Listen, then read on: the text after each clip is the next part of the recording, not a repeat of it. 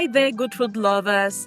Today we are diving into the delicious world of Cameroonian cuisine with a special dish from the English-speaking part of the country, Okongobong with Egusi. Trust me, you don't want to miss this. Other people cook to live. I live to cook. I've been dying to make this recipe. I'm so excited. So let's get right into it.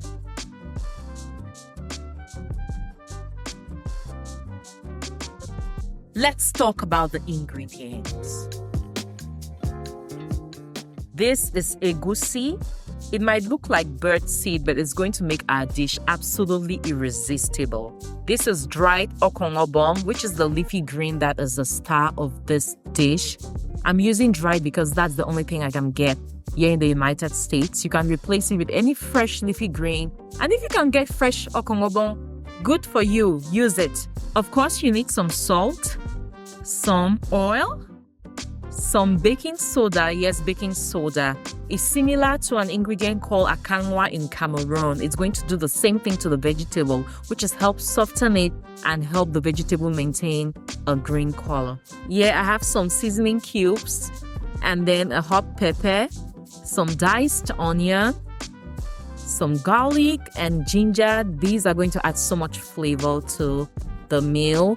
And then I also have some coarsely ground crayfish here. Again, flavor.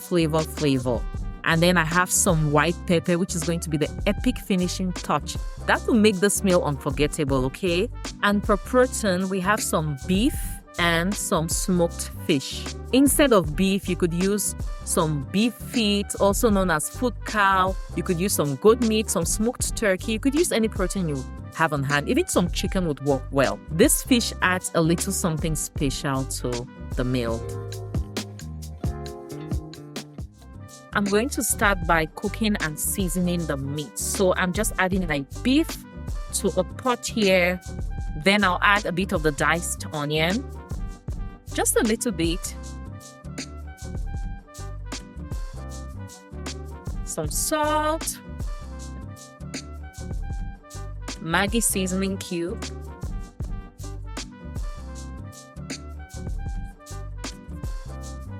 and some water.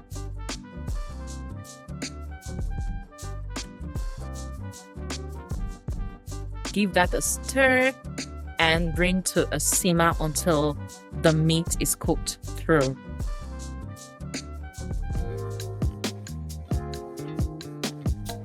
I brought another pot of water to a rolled boil. To the water, I'm adding some baking soda.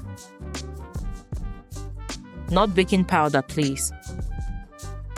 Then I'm adding the dried Okongobong.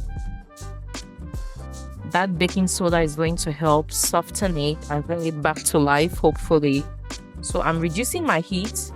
When you add baking soda to the pot, you really want to be careful about having it on high heat. Make sure you reduce the heat to low or to medium, because if it's on high heat, it's going to boil over and you don't want that. So I've given that a good stir to ensure that the vegetable has been all coated with the water. Then I'll cover it like this. You don't want to do this, it's just going to boil over. And I'm just going to let that cook for a few minutes until it softens. You don't want to over soften the vegetable, so keep an eye on it.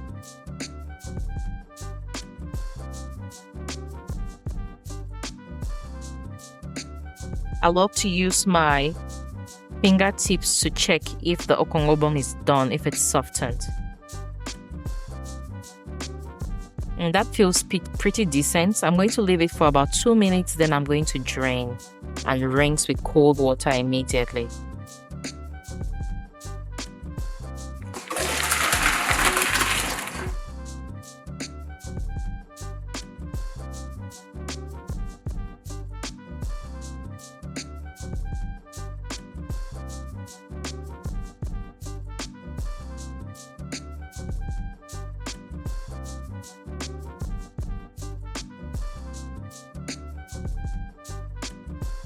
Smells really good. The meat is done, so I'm going to turn off the heat.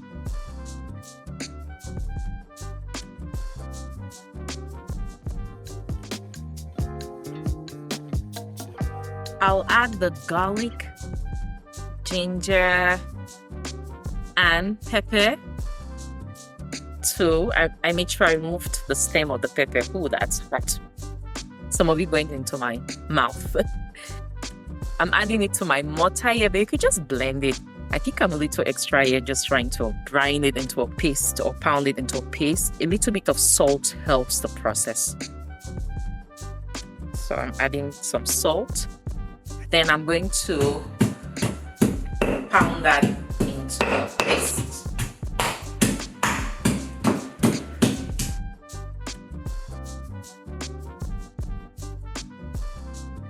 It takes a bit of time, so if you don't want to work out your arms like me, just use a blender.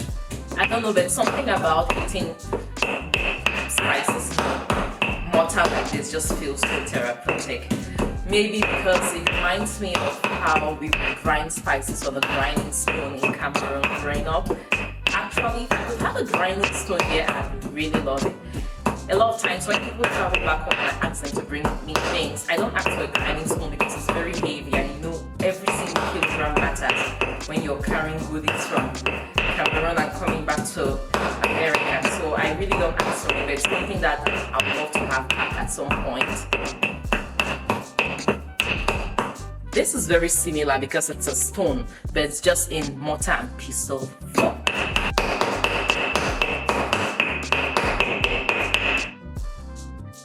Whew, that's some good stuff right there. Time to blend the egusi. So I'm adding it to a blender.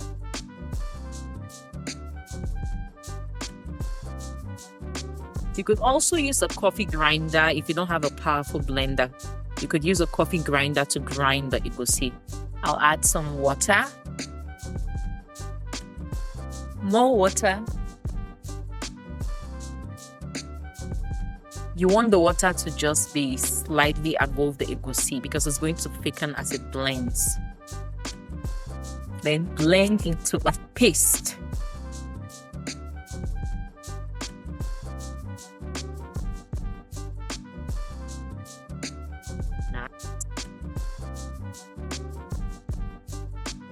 Maybe a little bit more. I see some big pieces in there. So.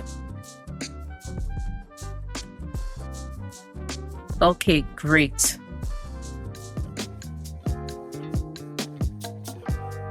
I have my pot here set on medium-high heat. I'm just adding the oil. I actually had my pot that heat for a while, which I don't recommend, but I was trying to get my camera angle set right. So the oil is already shimmering, as you can see, because that pot heated up. Again, I don't recommend that because you could destroy your pots by heating them up on the stove without anything added. So I'm just adding the diced onion. Let's build a flavor base that's going to make this the best Egusi you ever taste. So just stir that to release the flavor. It smells so good. Just onion in oil. I don't know, there's something about it. It smells so good. I'm reducing the heat a little bit because I can see that the onions are starting to burn, and I don't want that. I don't want the garlic and ginger to burn either. Okay, that looks good.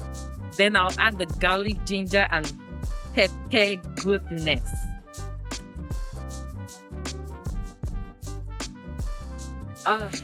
The flavor, you guys, the flavor. And you don't need those to stir in there for long. If not, they are going to burn. You don't want that. So that is good. Then I'll add the blended egusi. Typically, most people boil their egusi, but I love this method of cooking it in the oil first because apart from the fact that it gives you a head start with cooking your egusi, leading to well-cooked egusi, because you don't want egusi that is not properly cooked. It's going to make your stomach run. You don't want that. It also builds great flavor. So I just love this method. When I'm in a hurry, I'll do the boil or the boiling method where you just add the egusi to your meat and your boiling meat with stock. And that's also great, but I love to do this as well. Give that a stir, let that cook. Eventually, I'll rinse this blender and add to the pot because nothing shall be wasted. That's what the Fin Bible says. I'm bringing my heat to medium and I'm going to let that cook in the oil while I stir from time to time. You don't want the egusi to burn, and trust me, egusi can burn.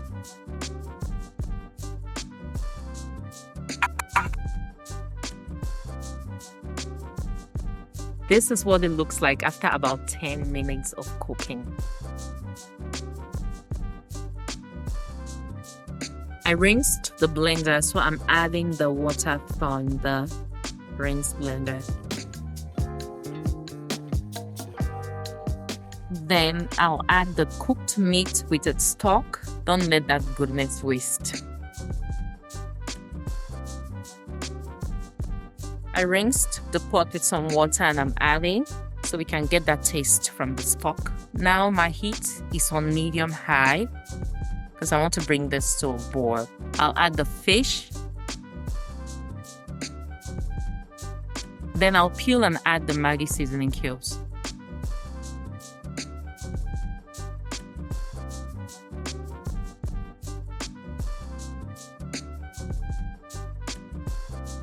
Some salt. Give that a good stir.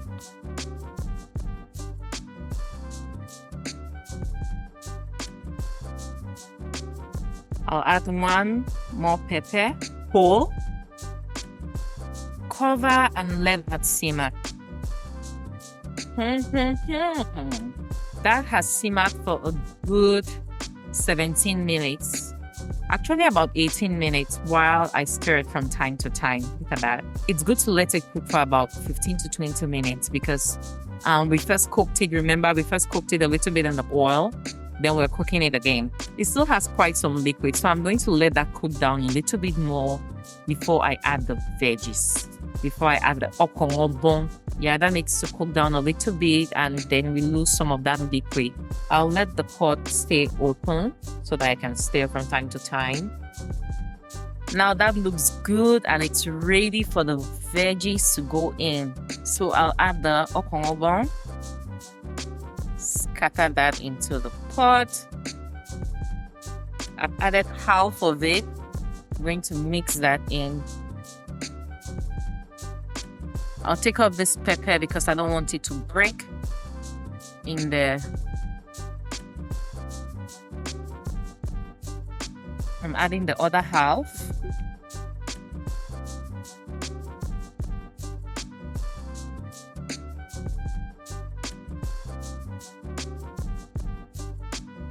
I'll just let the Okongobong cook together with the egusi for about 5 minutes while I stir from time to time. That has been cooking for about 5 minutes. I'll add the crayfish. This is going to give it a really, really good flavor. This is a good time to give it a taste.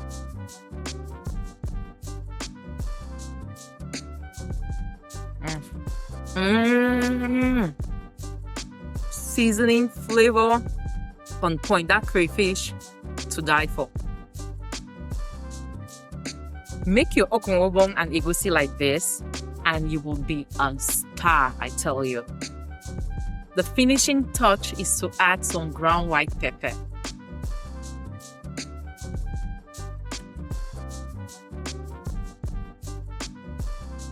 And it's ready. I boiled some plantains to serve alongside the egusi. So I'll add my plantain to the plate. Then I'm also going to add that delicious Okongobong with egusi.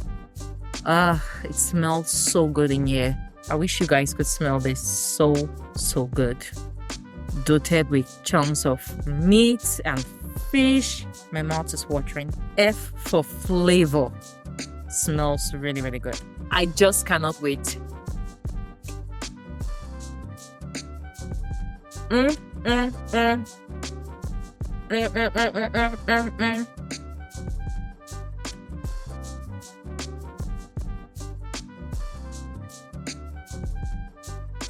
Oh my God, it's so good. Mm. Mm. Thank you so much for spending this time with me. If you enjoyed this video, give it a thumbs up. Click on that subscribe button and make sure you turn on your notifications. Let me know in the comments what you would love to see me cook next. And remember, the secret ingredient is always love. Or maybe just a little extra egusi. For the full recipe, go to preciouscall.com. I'll see you in the next one.